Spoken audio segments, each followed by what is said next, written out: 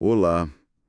Hoje a gente mergulha num cenário que mistura paraíso e paradoxo. Imagine um lugar no Nordeste brasileiro. Falésias, praias quase intocadas, o encontro de um rio com o mar. Parece a definição de tranquilidade, certo? Totalmente. Mas nesse exato lugar, o distrito de Cibaúma, em Tibau do Sul, no Rio Grande do Norte, está se desenrolando uma disputa muito complexa. Nossa análise de hoje parte de um artigo bem denso, Cibaúma, o futuro geoestratégico e os desafios territoriais de Tibau do Sul. E o nosso objetivo aqui é justamente desvendar as camadas desse conflito. Porque não é só uma briga por um pedaço de terra, né? O que está em jogo, segundo o material que a gente tem em mãos, é o futuro do desenvolvimento de toda uma região turística. Entendi. E isso atravessado por reivindicações históricas, inação política e uma enorme insegurança para quem vive e investe ali. É, assim, um microcosmo de debates muito maiores no Brasil. Perfeito. Então vamos direto ao ponto. Antes do conflito em si, vamos pintar o cenário. O que faz de Tibau do Sul, e especialmente Cibaúma, um lugar tão cobiçado? Bom, o apelo é quase óbvio e o artigo descreve isso de uma forma bem vívida. Tibau do Sul é um município que ficou mundialmente famoso pela Praia da Pipa. Sim, Pipa é um nome forte. Muito. Mas o município é formado por 9 distritos e a região toda é de uma beleza natural, assim, espetacular. A gente está falando de bioma da Mata Atlântica, com parques estaduais como a Mata da Pipa, a Mata da Ferradura.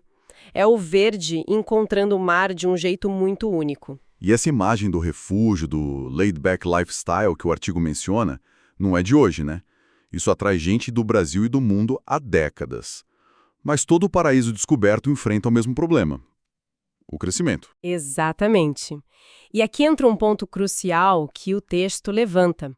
O padrão de desenvolvimento da região, todo o foco inicial, por décadas, foi na Praia da Pipa e na sede de Tibau do Sul. E o resultado? Um crescimento explosivo, mas desordenado. A infraestrutura não acompanhou. Imagino. O artigo lista uma série de problemas crônicos, falta de via de acesso, de estacionamento, de banheiros públicos, calçadas. A saturação bateu a porta. É o clássico paradoxo do turismo, não é? O lugar fica famoso por ser rústico e tranquilo, e essa fama atrai tanta gente que ele deixa de ser rústico e tranquilo. Você acaba amando o lugar até a morte. Pois é. E essa saturação em Pipa criou uma necessidade de expansão. O mercado turístico precisa de uma nova fronteira, um novo produto. E aí, quando olham no mapa, todos os olhos se voltam para Cibaúma. O autor do artigo não economiza na metáfora. Cibaúma é a cereja do bolo. E por que a cereja do bolo? O que Cibaúma tem que as outras áreas já saturadas não têm mais? Além da beleza óbvia, né? Com piscinas naturais, o encontro do rio com o mar, a mata preservada, Cibaúma representa algo que Pipa perdeu. A chance de um recomeço. A oportunidade de fazer um desenvolvimento planejado, de aprender com os erros do passado. Certo. De criar um turismo sustentável que preserve exatamente aquilo que o torna atraente. Era, e ainda é, a chance de ouro do município. Uma chance de ouro que, pelo que o artigo sugere, foi solenemente ignorada por muito tempo. O autor usa a palavra óbvio, em caixa alta, para frisar que o potencial de Cibaúma estava na cara de todo mundo, mas que os administradores públicos, tanto da situação quanto a oposição, simplesmente não agiram. Por quê? A fonte dá alguma pista sobre essa inércia? O texto aponta para uma cultura política local descrita como tradicional, muitas vezes resistente a mudanças e com pouca transparência. Parece ser um caso clássico de gestão que se concentra no imediato, sabe? No que já está acontecendo em vez de planejar o futuro. Enquanto Pipa dava retorno... Exato. Enquanto Pipa dava retorno, o óbvio de Cibaúma ficou em segundo plano. Só que o futuro chegou e com ele um conflito que ninguém parecia esperar. Então, temos esse cenário. Um paraíso saturado, que é Pipa, um paraíso intocado com potencial de planejamento, Cibaúma, e uma classe política que parece ter deixado a bola rolar. É a receita perfeita para o caos. E qual foi o estopim que transformou esse potencial todo num campo de batalha? O estopim foi a reabertura de uma discussão que parecia, assim, encerrada. O núcleo do conflito, como o artigo detalha, é uma reivindicação de um vasto território por uma parte da comunidade que se identifica como remanescente de quilombolas. E quando a gente fala vasto território, não é exagero.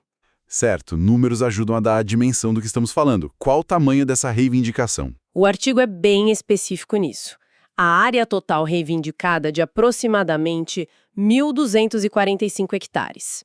Desses, quase a totalidade, cerca de 1.214 hectares, está dentro do município de Tibau do Sul. Ok, 1.214 hectares é um número que soa grande, mas é difícil de visualizar. Para quem está em Tibau do Sul, o que isso significa na prática? É uma área do tamanho de um bairro? Da orla inteira? Qual a escala real disso no mapa? A gente está falando de quase 12% de todo o território do município. 12%? Sim, é uma fatia gigantesca. É o suficiente para redesenhar completamente o futuro de Cibaúma e, por consequência, de todo o eixo de desenvolvimento turístico de Tibau do Sul. Não é uma disputa por um lote, é uma disputa que define o destino geoestratégico da região. Entendi. O impacto é imenso e o que torna essa história ainda mais complexa, pelo que eu li no material, é que essa reivindicação tem um passado peculiar. Existe uma reviravolta aí, não é? Exato, e esse é talvez o ponto mais surpreendente que o artigo traz à tona. Em 2010, a própria comunidade de Cibaúma, através da sua associação, solicitou formalmente ao INCRA, o Instituto Nacional de Colonização e Reforma Agrária, Certo. o arquivamento do processo de reconhecimento de terra quilombola. Peraí, deixa eu ver se eu entendi. A mesma comunidade que hoje reivindica o território, uma década atrás pediu para o processo ser engavetado? Foi publicado no Diário Oficial da União em 27 de outubro de 2010 e a justificativa que consta no processo, segundo a fonte, foi a manifestação da própria comunidade de que não havia interesse no reconhecimento como remanescente de quilombola naquela época. Isso muda tudo. Um processo arquivado a pedido deles ressurge agora com força total. Como o autor do nosso artigo de referência explica essa mudança de postura tão radical? Aqui a gente entra num terreno delicado e é importante deixar muito claro a perspectiva do autor, que a gente está relatando com total neutralidade. Sim, claro. É a visão da fonte. Isso. Ele enquadra o ressurgimento dessa reivindicação dentro de um fenômeno que ele descreve como uma onda de autodeclaração de identidades no Brasil, indígenas, povos tradicionais, quilombolas. Na visão dele, são palavras do texto, isso faria parte de uma agenda identitária de fragmentação e divisão artificial da sociedade. É uma análise bastante forte e, claro, controversa. E é fundamental reforçar que essa é a interpretação do autor da fonte, não uma constatação nossa. Exatamente. Mas, dentro da lógica do artigo dele, essa agenda seria um motor por trás da reativação do processo em Cibaúma. Precisamente. Ele sugere que a questão identitária se tornou um instrumento em disputas territoriais e políticas, o que explicaria, na visão dele, por que uma reivindicação abandonada em 2010 volta com tanta força agora, justamente quando Cibaúma está na mira do desenvolvimento. Certo. Então o palco está montado. De um lado, a pressão pela expansão do turismo. Do outro, uma reivindicação histórica que ressurge de forma inesperada. E no meio, a comunidade e os investidores. Qual o resultado prático disso no dia a dia de Cibaúma? O que acontece quando um lugar paradisíaco entra num limbo jurídico desses? A consequência imediata é a paralisia. O artigo usa a expressão profunda insegurança jurídica. Imagina ser um investidor que comprou um terreno ou um morador que tem a sua casa há anos e, de repente, todo o seu patrimônio está dentro de uma era de litígio. Que pode levar décadas na justiça. Exato. O capital é medroso, ele foge da incerteza. Então, o primeiro efeito é o congelamento de investimentos, a paralisação de projetos e a estagnação econômica. O sonho do desenvolvimento planejado vira o pesadelo da paralisia total. E as autoridades locais? O prefeito, os vereadores, a procuradoria do município. O que eles estão fazendo diante de uma crise que ameaça 12% do território e o futuro econômico da cidade? Segundo o que o artigo descreve, a resposta é um silêncio ensurdecedor. O autor fala de um vácuo político. Os poderes executivo e legislativo estariam agindo como se o problema não existisse, evitando se posicionar publicamente. Especialmente perto de eleição, imagino. Especialmente. É um tema espinhoso que não rende votos fáceis e tem um potencial enorme de criar desgaste. O autor chega a dar exemplos dessa dificuldade de diálogo. Sim, ele relata que simples tentativas de agendar uma reunião com os gestores para tratar do assunto são proteladas por meses. A percepção descrita no texto é de um constrangimento visível das autoridades. Ninguém quer ser o portador de más notícias ou tomar um lado numa briga tão complexa. Entendi. Então, a estratégia parece ser o silêncio, na esperança de que o problema se resolva sozinho. O que, claro, nunca acontece. Mas em meio a todo esse silêncio, a apuração do artigo encontrou uma única fresta, uma única manifestação oficial que joga um pouco de luz sobre a visão do poder público. Exatamente. A única declaração que a fonte conseguiu localizar foi um pronunciamento do prefeito Valdenício Costa. E não foi uma coletiva de imprensa ou um comunicado. Foi uma fala durante uma reunião no Ministério Público Federal, em Natal, no dia 1 de setembro de 2022. Ah, interessante. E essa fala, registrada em ata, é extremamente reveladora. Ok, vamos desempacotar isso. O que o prefeito disse nessa reunião? Quais eram as preocupações dele? Ele basicamente desenhou um cenário de colapso econômico iminente. A primeira grande preocupação dele era com a chamada consulta prévia. Ele temia que a abertura desse procedimento, que é uma etapa obrigatória em processo de demarcação, simplesmente congelasse todos os licenciamentos ambientais no município. E para quem não está familiarizado, o que é essa consulta prévia? Porque ela tem esse poder de paralisar tudo. A consulta prévia é um mecanismo garantido por lei, pela Convenção 169 da OIT que o Brasil assinou. Ela determina que o governo tem o dever de consultar as comunidades tradicionais, como as quilombolas, antes de autorizar qualquer projeto que possa afetar seus territórios. Na teoria, parece uma boa ideia. Diálogo. Na teoria, é um instrumento de proteção, mas na prática, como o prefeito argumentou, pode se transformar num processo que se arrasta por anos, criando um limbo jurídico que nenhum investidor encara. Se você não sabe se seu projeto vai ser aprovado em 1 ano, 5 ou nunca. Você não investe. Simples assim. Diretamente. Ele ressaltou que 80% da economia de Tibau do Sul vem do setor de serviços, ligado ao turismo e à construção civil. Paralisar os licenciamentos seria, nas palavras dele, asfixiar a principal fonte de renda do município. E, além disso, ele levantou um segundo ponto: o timing. O momento em que tudo isso acontece. Isso. Ele lembrou a todos na reunião que a região tinha acabado de sair do baque da pandemia, a economia estava começando a respirar de novo, e essa paralisação não afetaria só os grandes projetos privados. Ele citou obras públicas que estavam para começar com verbas federais já garantidas. Uma praça, uma quadra de esportes, uma creche. Obras para a comunidade mesmo. Exato. O temor era que a insegurança jurídica travasse tudo e o município perdesse esses recursos.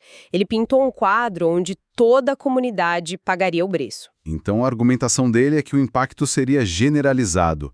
Mas ele falou sobre a comunidade de Cibaúma em si, sobre a divisão interna que o conflito parece ter gerado. Sim, e esse é talvez o ponto mais delicado da fala dele.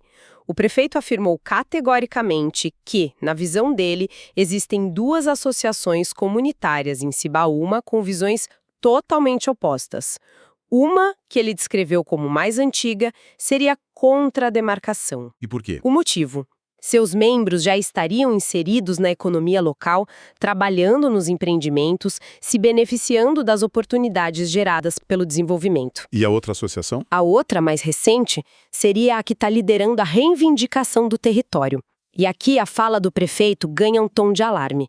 Ele afirmou na reunião que essa associação pró-demarcação estaria difundindo a ideia de que, uma vez concluído o processo, eles tomariam posse de todos os empreendimentos privados que estão dentro da área. Uau, isso é uma acusação muito grave. Ele está basicamente dizendo que o objetivo não seria só o reconhecimento histórico, mas a apropriação de negócios já existentes. Isso eleva o nível da tensão. Sem dúvida. Segundo o relato do prefeito na ata, essa narrativa teria espalhado o pânico entre os empresários, gerando um clima de medo e aumentando ainda mais a fuga de investimentos. Ele retrata a situação como uma ameaça direta à propriedade privada, o que, claro, é um tema explosivo. Então vamos juntar as peças. O que tudo isso significa no final do dia? A gente tem um lugar com um potencial econômico e natural gigantesco, Cibaúma, que está travado. De um lado, a promessa de um desenvolvimento que poderia corrigir os erros do passado. Do outro, uma reivindicação de terra que traz à tona um debate profundo sobre história, identidade e reparação. E no meio? E no meio, uma paralisia política que só joga mais lenha na fogueira da incerteza. É a tempestade perfeita. O caso de Cibaúma deixa de ser uma história local e se torna um estudo de caso fascinante sobre os dilemas do Brasil contemporâneo. Como conciliar desenvolvimento econômico com demandas históricas? Como garantir segurança jurídica sem ignorar dívidas do passado? E quem decide o futuro de um lugar? Exato. São as leis do mercado, a vontade política ou a interpretação da história. Fica claro que não existe uma resposta fácil. Qualquer caminho que se escolha terá consequências profundas e, muito provavelmente, deixará um dos lados profundamente insatisfeito. A polarização parece inevitável. Totalmente. E o mais trágico, talvez, seja o que acontece com a própria comunidade no meio disso tudo. O artigo, ao citar a fala do prefeito sobre as duas associações, nos deixa com uma reflexão final que é muito provocadora. Se a gente pensar bem, o debate não é apenas entre desenvolvimentistas e quilombolas. É um debate que acontece dentro da própria comunidade de Cibaúma. Um conflito interno sobre a própria identidade e o futuro que eles querem. Exatamente. E isso levanta uma questão fundamental. O que significa para a identidade de um lugar quando a própria comunidade está fraturada, dividida sobre como interpretar a sua própria história? Um grupo vê o passado como uma ferramenta para reivindicar o território, enquanto o outro parece ver o futuro na integração com os novos empreendimentos. Como se constrói um caminho comum quando o próprio ponto de partida, a memória coletiva, se torna o principal campo de batalha? Essa talvez seja a questão mais difícil que Cibaúma terá que responder.